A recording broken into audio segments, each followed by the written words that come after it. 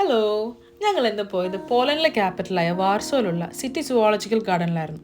ഇവിടെ ഏകദേശം 500 ഇനങ്ങളിലുള്ള 12,000 മൃഗങ്ങളുണ്ടെന്നാണ് പറയപ്പെടുന്നത്.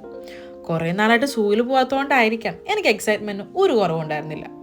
ചിമ്പാൻസി, ആഫ്രിക്കൻ ആന, പുലി, പാമ്പ്, മുതല, ഡോങ്കി, ജിറാഫ്, പിന്നെ പേരറിയാത്ത ഒരുപാട് മൃഗങ്ങളെ കണ്ടു. ചൂടുകാരനാണെന്ന് തോന്നുന്നു, എല്ലാവരും ഗ്ലൂമി ആയിരുന്നു.